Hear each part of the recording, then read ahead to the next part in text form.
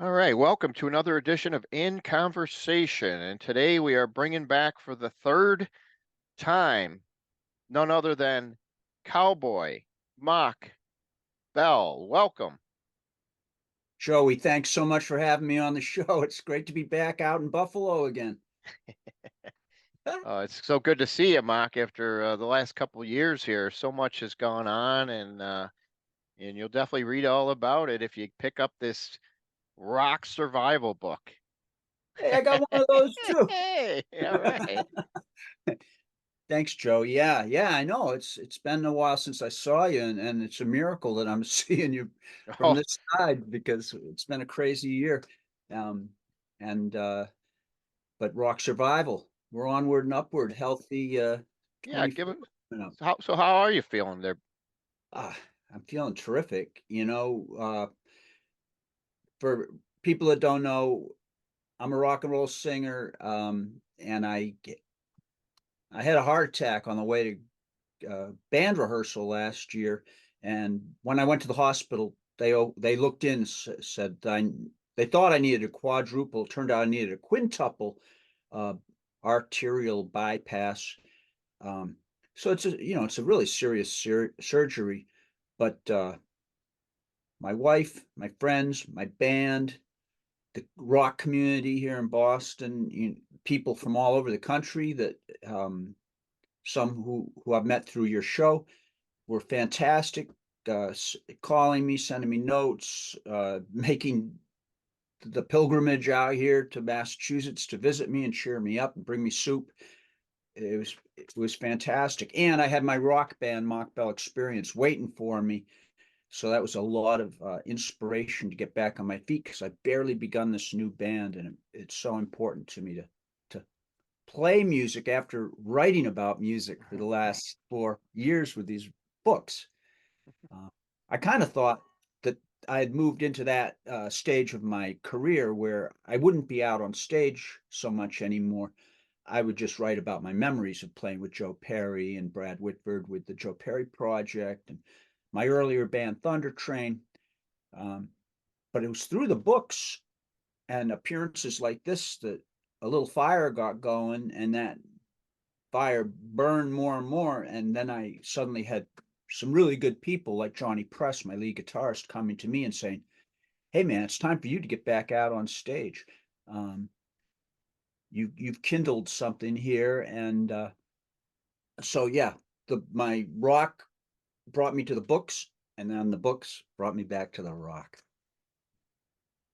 So when did the seed get planted that you were definitely going to do the third book? Because I know when we talked about the second book, I kind of planted some seeds there, but I didn't know if you actually had them already planted or if it's something that you just kind of came along naturally. Yeah, it's a little confusing to me how I guess it kind of began because I had these little, I knew I had some interesting stories that happened in the last 30 or 40 years since I Got a Rock ends. I Got a Rock, my last book covers my rocking days from the mid 60s right up to the mid 80s. And then my first book, Once a Rocker, Always a Rocker, really microscopes down on the years 82 to 84 when I was on the road with Joe Perry Project. But I continued to rock after Joe went back with Aerosmith, and my friendship with Joe continued as well. The friendship had some dramatic turns and had a not nice ending. Uh, that was something that I didn't want to talk about to anybody, and something I didn't want to write about, but something compelled me Hmm. to write about those things as well as other, things outside of the rock that influenced me and were monumental in good and in bad ways in these last years. I had losing family members, sad, getting married to my wife in London, exciting and fun. My years out in LA, living on the Sunset Strip, a lot of kind of funny stories, human interest stories, meeting different celebrities and under unusual circumstances. So I was taking all these stories and writing little essays and bits, and I said, okay, these are like chapters of a book. Um, so all of a sudden I got a book happening, but I still didn't have the big tent pole to hang it all around.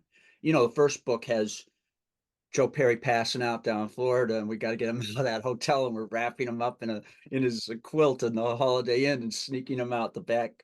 I said, that's the scene in the coming attractions when it goes to the movies. Joe Perry wrapped up like a sausage, or in the I Got a Rock book, the second book, when my band Thunder Train's playing down at the Rat, and David Bowie and Iggy show up to see us play with the Runaways. I said, I need something like that to happen. And that's when first my new band started, and then my heart attack happened, and then it was a life or death struggle. And then I said, okay, this is a tent pole to build a book around, and to also give me the title, Rock Survival. It's not only my own surviving the heart attack, but it's the survival of the genre that we love, rock, which is, kind of been pushed to the side now as country and or the new kind of country and western music, and the urban and pop music becomes more of what you're going to see at the Super Bowl halftime, and not so much of the ZZ Top and Cheap Trick stuff that we remember from years ago. So that's rock survival. And then it's us, man. It's our community. It's us surviving our life, uh, balancing our love of rock. I see, you've obviously invested most of your kids' inheritance in those records behind. No, you got to keep the rock alive, but you also have to survive yourself. And so the book is also about that seesaw. As I move, I mean, I know I look like a teenager, folks, but I'm actually, I'm a grown up, and there's a lot of things I've had to deal with. So this book, it's kind of a guidebook. Um, I don't tell anybody to do anything the way I did it, for sure. But I kind of lay out the trail and say, well, this is the way I navigated it. And hopefully, especially in the heart attack part, maybe somebody that doesn't normally go down the health aisle of the bookstore and buy a book about the signs of a heart attack might just be reading my book to because they like Aerosmith, or they're interested to hear about how I met Frank Sinatra, or Axl Rose or whatever. And then they come upon this chapter where I'm starting to feel fatigue, and I'm starting to black out, and some strange things are I'm feeling strange things. I don't know what's happening, but a lot of readers know already what's happening, because cardiac issues run in a lot of families. I've learned a lot more about that since I've had my Sure. own. So, you know, that's what rock survival is all about in a quick 297 pages. Like my other books, Joey, you know how I try to write them almost so the words just fall off the pages into your head, and you barely even have to read them. I really try to, and I always try to cliffhang you at the bottom of each page to say, I got to find out how's he going to get out of this humiliating situation. So I try to keep keep the ball rolling and make it easy, because a lot of my readers are not readers generally. They go to concerts, they take care of the kids or their life, whatever, fix their car. They don't read books so much. So I try to write books for people that don't read that much necessarily. Although I have readers that enjoy them too. But just because you haven't never read a book, don't don't turn your back on rock survival. There you go. Cowboy's got a book for you. Yeah, exactly. Exactly. A lot in the book there. Like you said, I like, so you had this idea, but it took a while to figure out exactly, where you were going to go with it. And obviously, it sounds like, the main thing that kind of catalyst that brought everything all to the forefront was what you went through when you were trying to make that drive up there for your to go, to rehearse for your band, I guess, right? That's when you Yeah, were when I had you yeah, I was out on the highway on a drizzly cold morning, and suddenly I didn't realize it was a heart attack I was having, Joey. But it was one of these episodes that I'd been having more and more of, where I felt my life being sucked out of my body, and sweating and fear. But these things usually passed in like 5 minutes. But this one particular one, while I was driving down the highway, did not stop. I knew I was in serious trouble. Um, so yeah, once I had that, and I was writing through it all. You know, that is when people have these things in life that are really tough to get through. Me anyway, once I get through them, I tend to kind of black it out a little bit. Like if I have the flu really bad for 8 days, for the 8 days, it's all I can think about. But once it's over, it quickly goes into my rearview mirror. Oh, I thought you were sick. Oh yeah, that was weeks ago. Are you all right now? Yeah, yeah, I'm fine. And that's all it's ever said about it. But no, I wanted to talk about what it feels like to have one coming on, what it feels like to have a heart attack, what it feels like to survive the intense operation you're going to go through and deal with all these drugs, fentanyl and everything that was just something I heard about on the news. All of a sudden it's coursing through my veins Yeah. and I'm acting like a maniac. And I was writing about it all as it was, or as soon as I could, as it happened, just to share the experience. And in my case, happy ending. I mean, yeah, I feel better than ever. The doc said, he says, you're going to feel 10 years younger. You're going to go back, not only Mhm. singing, but you'll be dancing and swinging from the chandeliers. Yes, he was right. Yeah, I like how you put the like the cost of all the different things about the whole processes with the medical there. You put like the listed what the reason and the cost was. I mean, that's enough to give some people a heart attack seeing those prices. But then you kind of mentioned how, for the small price of what you ended up having to pay, you made it through and that was nothing for you, really. Yeah. Oh, thank you. I'm glad you mentioned that. That was a kind of a novel thing that because I talk about what's going on that day or that hour at the hospital. And then at the end, as a summary, I put my tab for the day for each bit of insertion of a needle, drugs, EKGs, rods and pokers going up into different parts of my body. With it's kind of it would be like if I put a bar tab at the end of every day and once a rock. Or, unfortunately, I didn't save the bar tabs from the Joe Perry project, but I did have all these bills, so I just thought I'd put that at the end of each day just to because I can't pronounce or even understand all the things they did to me. So I just and leave it to the reader to. But yeah, luckily, luckily, it did not bankrupt me in the end, thanks to our healthcare system in the United States. Very, very happy about that. Yeah, definitely, especially after all you had to go through, just the general. I mean, it was definitely, to recover from it, all the rehab you had to go through to get yourself back to where you are today. That was not an easy thing to do. It's really, really great when you got a rock band and an empty microphone stand in the middle of the stage waiting for you. I had dates booked.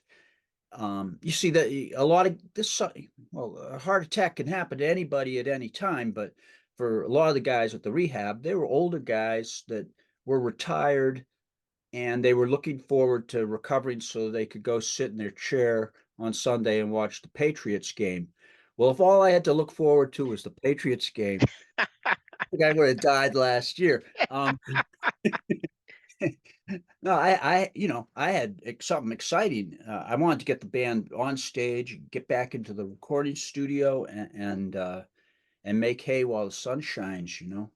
Because I got such a fantastic rock and roll band surrounding me right now, and a whole organization. My Dina Mach, my road manager. I mean, they're not just there to carry equipment and play the chords. These are friends in the foxhole with me and really helping me out. So, I'm indebted to my band.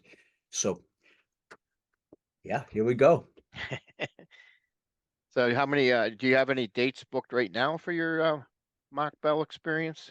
Yeah, yeah. Well, the main one I'm promoting right now is our last gig of the year, which happens to be this Saturday. I don't know how soon your show runs. This Saturday here in Norwood, Massachusetts, at the Magic Room, uh, we'll be performing, and I'll be autographing Rock Survival. at the Magic Room in Norwood, Saturday night, 12/16. That's my last show of the year. Now we've got a lot of gigs already booked for next year. Um, and I do my regular gig at the Boxborough Regency Hotel in Boxborough, not Foxborough, but Boxborough, Massachusetts, with a B. Well, some people call it Moxborough with an M now, actually, because I'm there so often. At the Northeast Comic Con with Gary Summers. I'll be there for the March show. I think it begins on March 8th. It's a 3-day show. Gary pulls together superheroes, rock stars, creators, filmmakers, and a bunch of celebrities, and puts us all in this hotel for a weekend. It's like being on the Love Boat. Um, It's a good and analogy. so I'll be there in March. Yeah, oncearocker.com is my website, and I keep it updated daily with what's going on. But yeah, well, my band, here's Mach Bell Experience, our latest record, Power Fever. Um, will be in Norwood this Saturday, and yeah, that's the main one I'm pushing because I want to go out with a bang in 23 before 24 starts healthy. Exactly. In between the gig and I go to Malibu. Julia and I will go to Malibu as we always do, except we missed it last year, so we're doubling up this year and going for a couple of weeks. All right. Sounds good. I'll Got to make up for lost time. I'm very anxious to see Lauren Dow, Tony Dow's uh, widow. We lost Tony, a good friend of mine. A lot of you know him as the actor. Tony Dow is Wally Cleaver. Um, Unfortunately, because of my own health problem, I wasn't able to go out last year and support Lauren. And so I'm very anxious. We'll be staying with her for a few days up in Topanga Canyon. So I have a lot of close friends out in LA still. The new book, opens Mhm. up in LA. So I wanted to tell those stories too, talk about my times living out west. So now you got these three books out, and I mean, I could see. Is there going to be a movie coming? A Mock Bell movie? That been a lot of talk about it ever since the Once a Rocker, and then it just continues to ramp up. Uh, some people say it's going to have to be an animated film Oh, jeez. because they can't get people to do these things. But No, but yeah, seriously, all the stories and the way you can picture stuff, the way you describe stuff in the books, man. I mean, you can probably make a pretty cool movie out of all these things here. Kind of like a documentary, kind of like on the life of a rock and roll band, rock and roll singer, from back in the 80s. Like, it's just amazing the way you got these books that go into such detail, and you can just picture some of these things happening, these scenes that you describe. the problem, it still could be done. The problem with especially the Once a Rocker movie, I think was the legal end of it, getting the clearance on. It'd be nice to actually use the actual songs that I wrote with Joe Perry in the movie. And once you get into that, then you're dealing with proprietary stuff, which Oh yeah. with Aerosmith and Joe, there's a lot of proprietary. There's guys with shotguns out front, so I don't. That's the tricky part, because I'm no celebrity, but I'm celebrity adjacent, and a lot of my stories have to do with other people, and it'd be nice to involve their music with in the film, that I'm co-writer on. I wrote Once a Rocker, Always a Rocker, but Joe's also a co-writer. So, that's a trick. Those are the tricky parts. I could write the script for a killer movie based on books. Oh That's yeah. that's where I started writing. film scripts and screenplays was where my writing began. Um, and you could tell that kind of when you read my books, because there's a lot of dialogue and there's a lot of white spaces like you get in a movie script. I don't do the densely, texted pages that you see in informational rock books where they give you all the information. I don't give you all the information. Mine's more human interest, what it's like trying to work with Johnny Press, what it's like trying to work with Dave Zola or Joe Perry. These lead guitarists. Jeez, That's that's a coming. good segue here. Yeah, why don't you tell us about all the guys that are currently in your Mach Bell experience and kind of like let us know how you met them and how you guys all came to be. Well, Johnny's the man because he was the one that said, "We got to do a band. We got to do a band." And I said, I don't.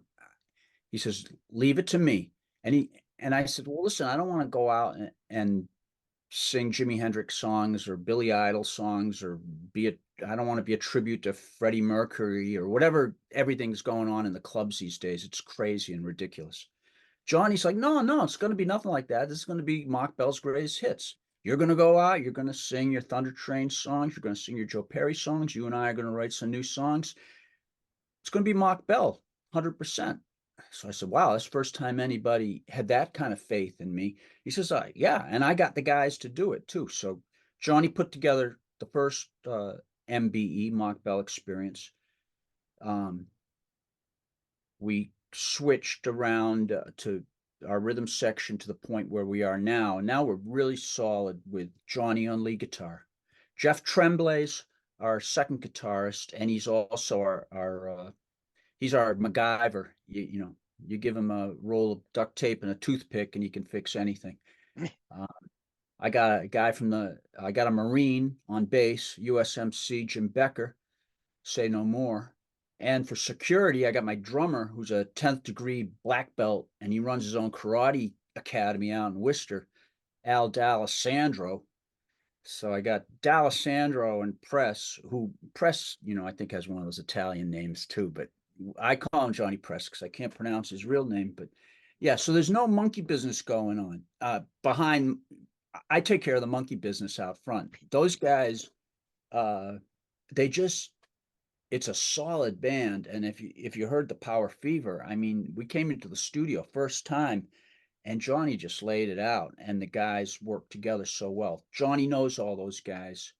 And so I'm very and Dina Makin is our road manager. And if the guys aren't doing it, Dina's doing it. So I'm covered. It's a fantastic organization.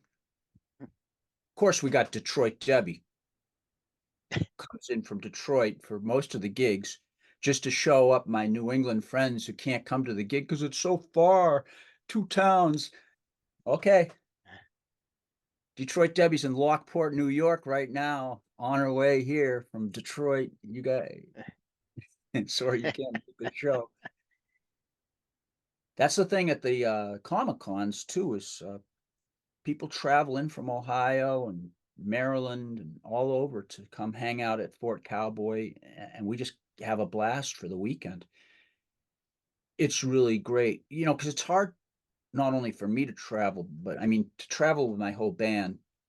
Everybody, out in wherever Sioux Falls. Hey, when's the MBE coming to my local dive, to play? And it's hard to bring a band out on the road these days.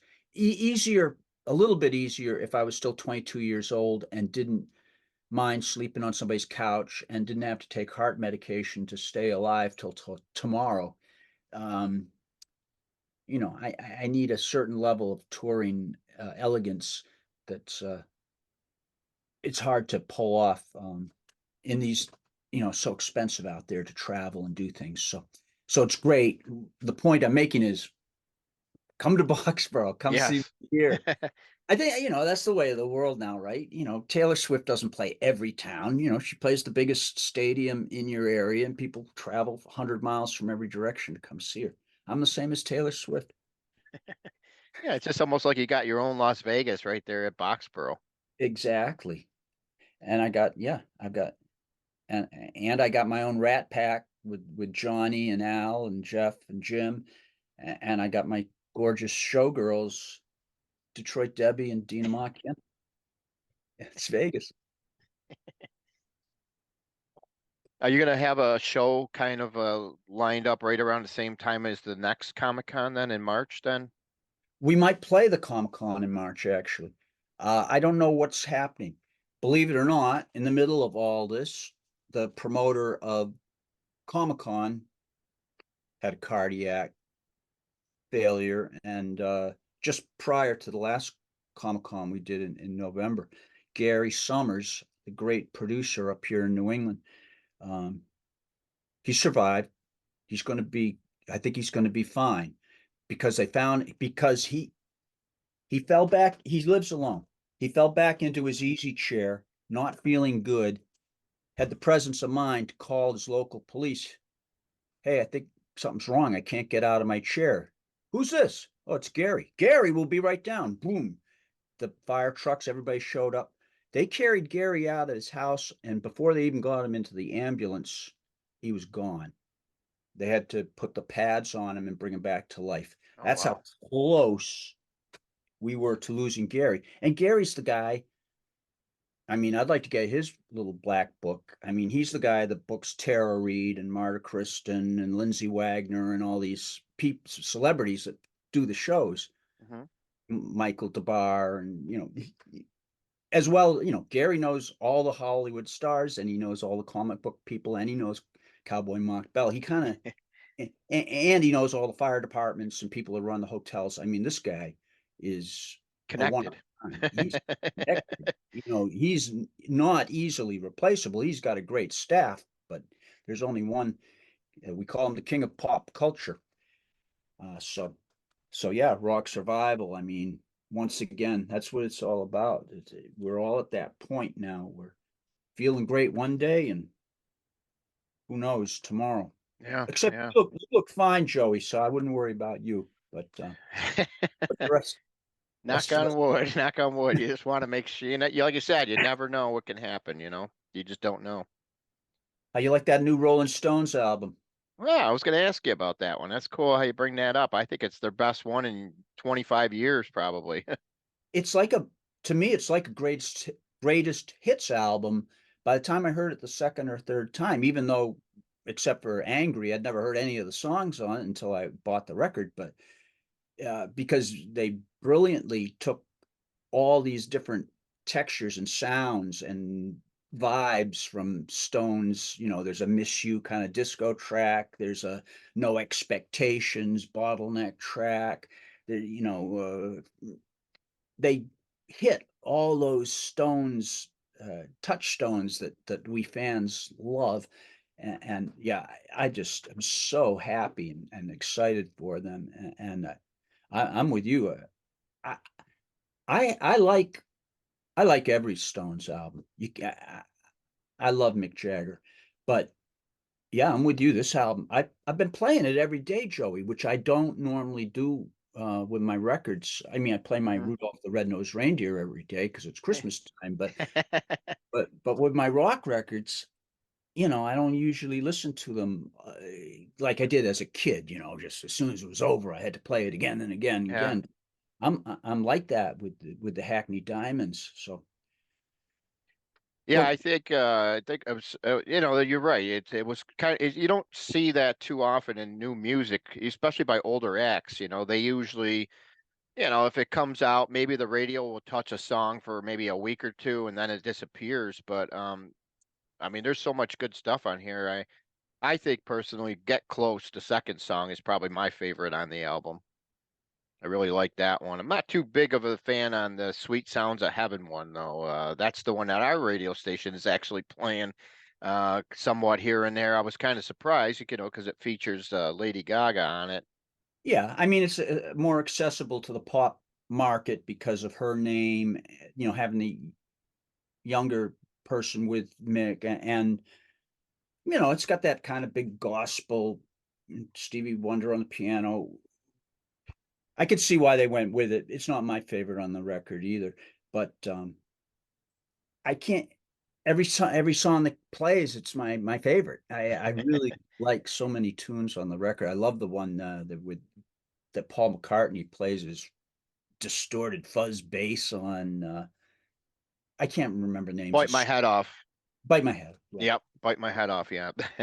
Yeah, I mean, it brings me back to being 15 when I got my first fuzz tone and just in the basement with my friends, just getting on a nasty riff into 2 hours later. Are you guys done yet? No, it's good stuff. Yeah, I even like the Keith Richards vocal one. He sings "Tell Me Straight." That's actually a pretty good. Good You know, Keith. he usually gets one song an album or something like that on the average. And this one is one of his more recent, better ones for sure. Agree. Yeah, Keith's figuring it out. And and Mick's lyrics are just brilliant.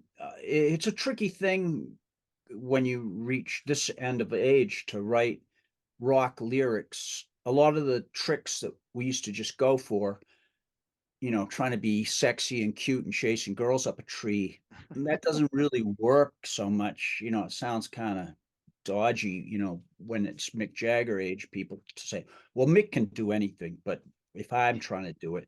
So I'm studying how Mick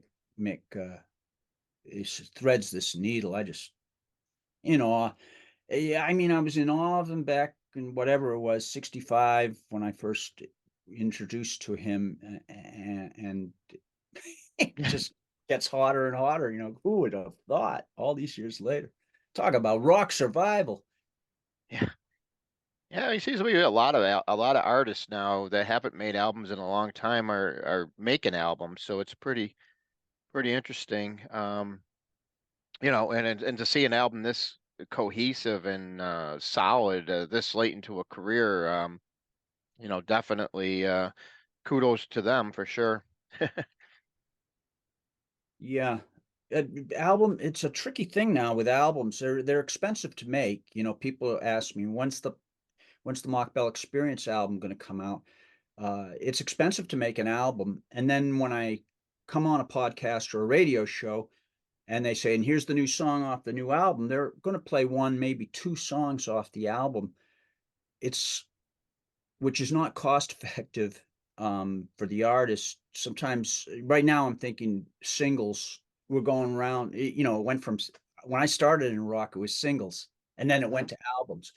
Now singles are making more sense to me because people and how do you sell an album to people too? Who's going to buy? I mean, all my friends love the new Stones album, but I don't know how many of them actually bought the new Stones album Hmm. because people don't buy records. They get them for free. They watch them on YouTube or whatever subscription thing they have in their car, or people listen and they don't even. I sell a CD at yeah. Who wants my CD? Oh, I don't have a CD player. And forget about a record player. I mean, you do, but the people off the street don't necessarily have that equipment anymore. So going into the studio and spending thousands of dollars on an album is Don't make sense. it doesn't make a lot of sense. Maybe it does for Taylor Swift because there's definitely people lined up to buy her next album, but not so much for me. There's a line, but it's a shorter line, and takes a long line to pay the expense of making a good album. But definitely, I'm going to continue to make new music. It's just I think you might be getting singles from me for a little while. Um, I mean, Yeah. why? Why? Because I do a new record, and the guy from the radio says, "Hey, come on down, talk about your new record." If he does that every time I release a new single, then I can go in 10 times. If I just do one album and he brings me in once, he plays the one song that he starts the record, and then call me when you do the next album. Hmm. About those other 9 songs. I don't know. I'm getting a little inside here, but that's just the economics of the business No, right now. you're right. I've talked to many people in the industry myself, doing some interviews, and for an example, Tesla.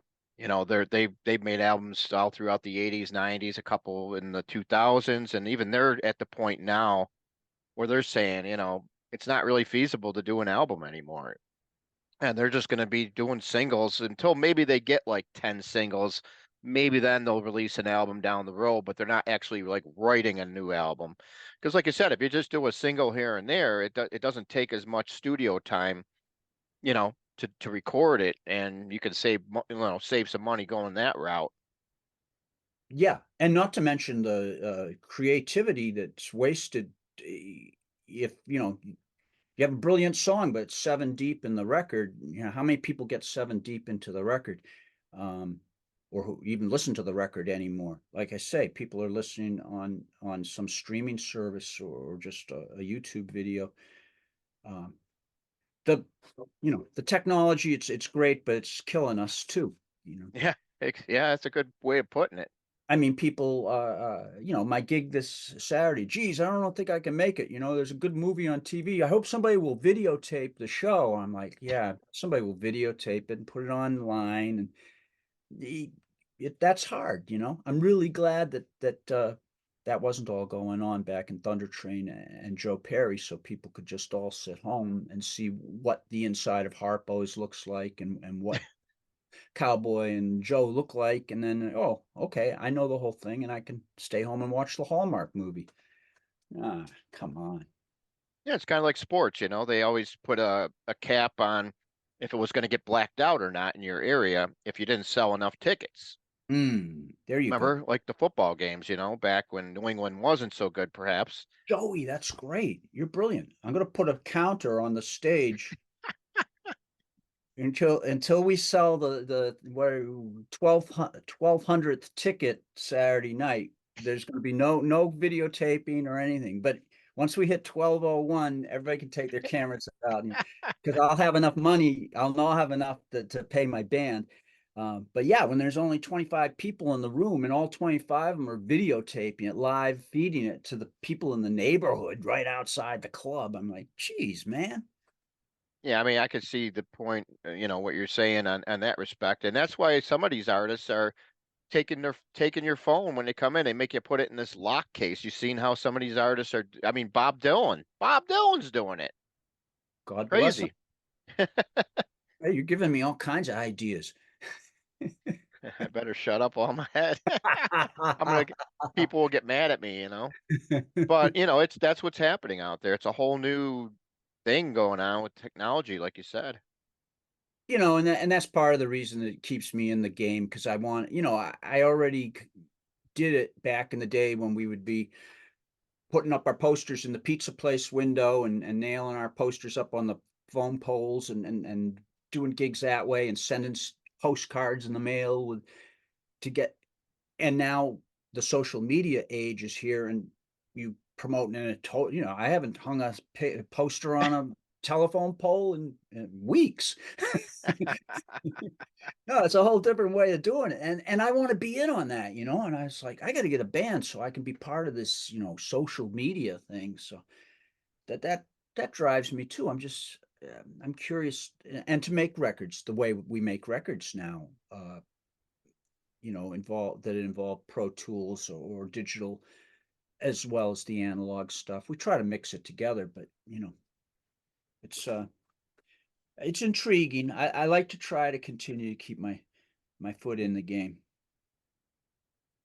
All right. Well, it was definitely good talking to you. Is there any other things you want to mention or plug, or any upcoming things that you want to let people know about?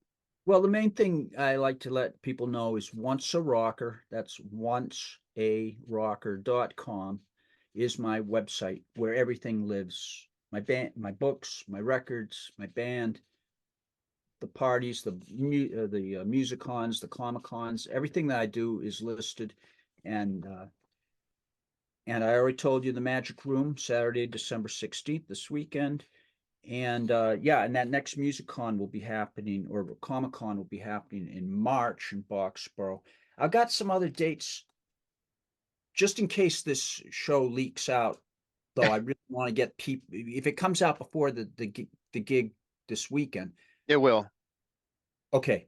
then I'm just leaving it at this weekend because I hate to say, oh, and then 2 weeks after that, we're going to be playing with the Rolling Stones at the secret little place, for free. And then people go, whoa, if Bell's playing with Mick for free, I'm not going to go to see the show this Saturday because I'm going to go see the other one. So, so let's keep the focus on Saturday and fill the place up so I can pay the band and allow people to unlock their phones. We hit that magic number. Yeah, it's interesting you mentioned that because I guess you ended up playing at a club that the Stones played some rehearsals at or something. You mentioned That's in right. your Did you see I won the Hall of Fame, yeah, yeah. the Congratulations. Chamber Yeah. Music Hall of Fame award? Just wanted to brag. Girls. uh, yeah, we played it was the Sir Morgan's Cove. The Stones always like to throw in a club date, sometimes at the beginning of a tour or in the middle of a tour. Um, that was a room that I used to play a lot with Thunder Train Mach 5. Um, yeah, man. So oncearocker.com. That's my parting shot. All right. Sounds good. And then check out Power Fever. Is that a CD single or something? Or Yeah, this is a CD single. I sell these for $5 along with a MBE guitar pick, and I sign it at oh, the there you go. What a Saturday the night. the signature's worth a lot of it right there. Dude, I'm the king of the merch table. The books between you and me. That's been it really helps me keep the wheels on the bus. Um, Oh yeah. People like to buy the book as they leave. People my age, because people my age, like I already said, don't necessarily listen to music, or when they listen to music, they get it for free now. But they don't mind throwing down a few bucks to buy my latest book, and so that's fantastic. It helps me pay my band. All right. Sounds good. All right. Well, thank you for your time, and we'll talk down the road, and probably the next venture you got going on, whether it's a book or a single or whatever's going on. And thank you once again. Joey, thanks a million. It's always great to be on your show. Have a great holiday. Happy New Year to everybody. You as well. Thank you.